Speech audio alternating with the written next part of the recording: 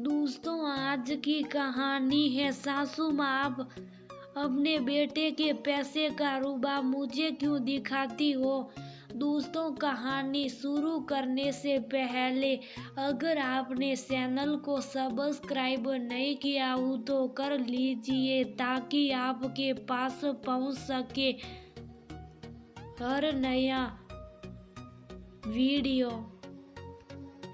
सुनिए, कितने दिनों बाद मैं मायके जा रही हूँ। सबके लिए उपहार लेकर जाना है तो सामान भी बहुत सारा हो जाएगा। क्या ये गाड़ी छोटी नहीं पड़ जाएगी? मेरी भाभी क्या कहेगी? कहने को नंदोई जी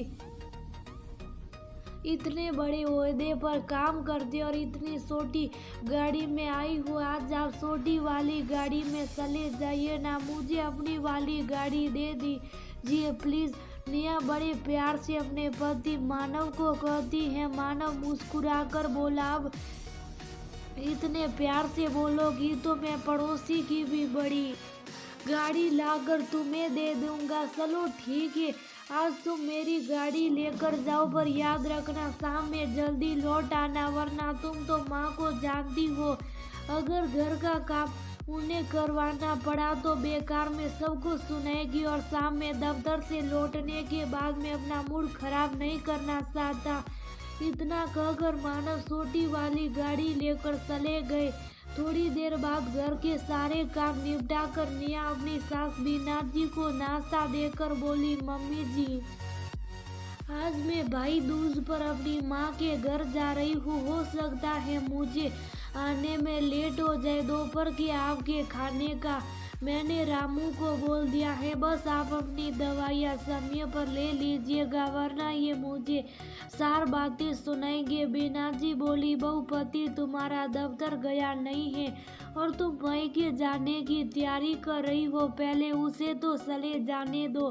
तुम्हें तो मौका मिलता नहीं है कि घर से बाहर निकलने की तैयारी करने लगती हो। पत्नी का धर्म होता है कि पहले पति और परिवार के प्रति अपना फर्ज निभाए, बाद में अपने शौक पूरे करे, पर तुम्हारे तो लक्षण ही कुछ अलग है। निया आरसी से उन्हें देखी और बोली, मम्मी जी आप किससे बातें कर रही? आज इनको जल्दी जाना था तो ये तो कब के चले गए। बीना जी बोली, बहू पर मानव की गाड़ी तो यही लगी हुई है, मुझे क्या बेवकूफ समझ के रखा है? मैं इतनी भी बूढ़ी नहीं हुई हूँ। निया हंसते हुए बोली, मम्मी जी आज वो छोटी वाली गाड़ी ले गए हैं, मुझे मायके जाना था इसलिए वह अपनी गाड़ी छोड़ गए। बीना जी बोली, वह गाड़ी छोड़ गया है या तुमने छोड़ने के लिए कहा था? बताओ उसे कितनी दिक्कत हुई होगी। निया बोली, मम्मी जी आप बहुत सारा सामान मुझे ले जाना इसलिए मैंने कहा था, वह अपनी गाड़ी छोड़ दिए। बीना जी बोली, बहू अगर बड़ी गाड़ी में घूमने का शौक था तो कहती अपने पापा को कि शादी में तुम्हें बड़ी गाड़ी दे देते।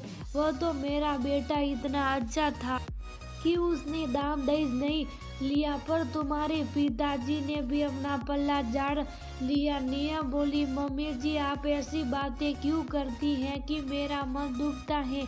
एक बात बताइए, क्या मैं अपने पति के पैसों पर बड़ी गाड़ी में नहीं बैठ सकती?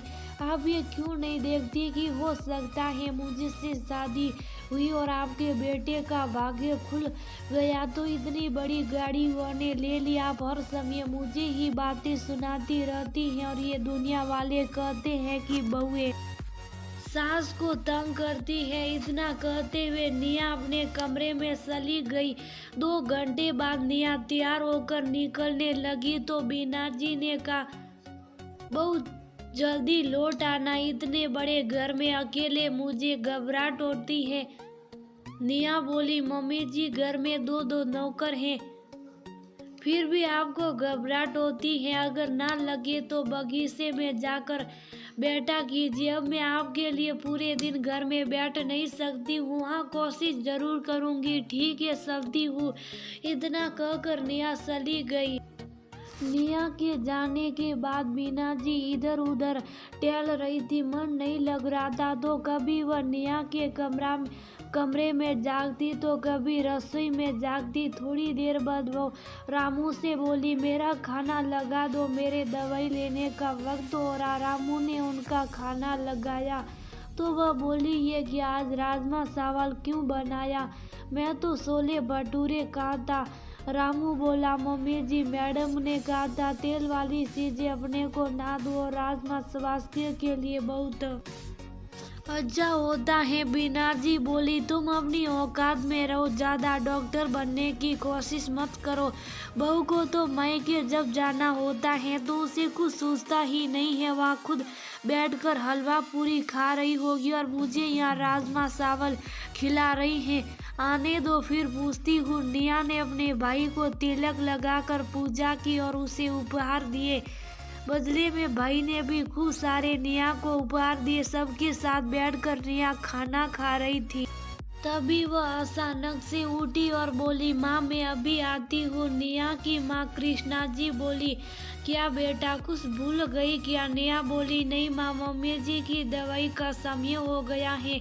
एक बार पूछ लेती हूँ उनसे कि उन्होंने दवाई ली कि नहीं, वरना अगर तबीयत बिगड़ गई तो परेशानी बढ़ जाएगी। कृष्णा जी बेटी के सर पर हाथ फेरते हुए बोली, बेटा मुझे बहुत अच्छा लगा ये देखकर कि मायके में आने के बाद भी तुम्हें अपनी सास की चिंता हो रही है। निया हंसकर बोली, चिंता तो करनी पड़ेगी माँ, आखिर उन्हीं के बेटे के पैसों के बल पर मैं अपने शौक पूरे करती हूँ। उनकी माँ की देखभाल करना तो मेरी जिम्मेदारी है। अगर मैं उनके प्रति अपनी जिम्मेदारी नहीं निभाऊंगी तो कहीं ना कहीं आपके दिए गए संस्कारों का भी अपमान होगा। इतना कहकर निया फोन लेकर दूसरे कमरे में चली गई। कुछ देर बाद बीना जी ने निया को फोन किया और बोली, बहू और कितनी देर वहाँ रुकोगी? तुम्हें मेरी चिंता है कि नहीं? मैं यहाँ घर में अकेली हूँ। माँ मिली नहीं कि सास को भूल गई। सही कहते हैं, बहू को कितना भी प्यार करो वो सास को कभी माँ नहीं समझती। निया बोली, मम्मी जी एक बात तो तय है कि आप मुझसे झगड़ करती हैं, अपने बेटे के पैसे का रुतबा मुझे दिखाती हैं, पर मेरे बिना आपको मन भी नहीं लगता। ये बात आप मान क्यों नहीं जाती हैं? बीना जी बोली, अगली बार से मानव को कहूँगी तुम्हें मायके ऑटो से भेजे। अरे मेरे बेटे ने तुम्हें बड़ी गाड़ी दी है, इसलिए नहीं कि वहाँ जाकर तुम उसकी माँ को ही भूल जाओ। निया हंसकर बोली, मम्मी जी सारी लड़ाई क्या आज ही कर लेगी? अरे मुझे घर तो आने दीजिए, फिर बात करते। कृष्णा जी बोली, बेटा सच में बहुत देर हो गई है, देखो शाम हो चुकी है, अब तुम घर जाओ। सही बात है, इतने बड़े घर में एक अकेली औरत को कैसे मन लगेगा? मुझे बहुत खुशी है कि तुम यहाँ के साथ वहाँ की भी जिम्मेदारी निभा रही हो। यूं ही नहीं दामाद बाबू तुम पर अपनी जान सी रखते हे भगवान, तुम दोनों की जोड़ी बनाए रखिए। वापसी में निया नथुराम की दुकान से बीना जी के लिए उनकी पसंद की सीखी मुरबा और बाजार से उनके पसंद के फल और सब्जी लेकर आई। घर आकर निया ने रामू से क्या, रामू गाड़ी में बहुत सारा सामान ने निकाल कर ले आओ। बीना जी बोली, बताओ मेरा बेटा तुम्हारे लिए बड़ी गाड़ी छोड़ गया कि तुम उसकी माँ का ख्याल रखने के लिए जल्दी लौट कर आएगी। बहू इतनी महंगी गाड़ी है, कोई ऑटो नहीं जो तुम उस में इतना सारा सामान भर कर ले आई, और वो भी हमारे काम की तो कोई चीज नहीं होगी। तभी रामू आया और बीना जी के सामने सारा सामान रखते हुए बोला, मम्मी जी देखिए मैडम, आपके पसंद के फल और मिठाई सब कुछ लेकर आई हूँ। बीना जी ने सभी चीजों को देखते हुए बोली, बहू तुम तो मीठा खाती नहीं, तो फिर ये मुरबे और सीकी किसके लिए लाई हो? निया हंसकर बोली, मम्मी जी मानती हूँ ये मेरे पैसे की गाड़ी नहीं है, पर है तो मेरे पति के पैसों की, और जब मैं मायके से आ रही हूँ तो आपके लिए तो लाना बनता ही है। इतना कहकर निया मुस्कुराते हुए चली गई और बीना जी बैठकर सीकी के मजे लेने लगी। थोड़ी देर बाद मानव आया। माँ के आसपास इतना सारा सामान देकर बोला, माँ निया मायके गई थी या आप गई थी?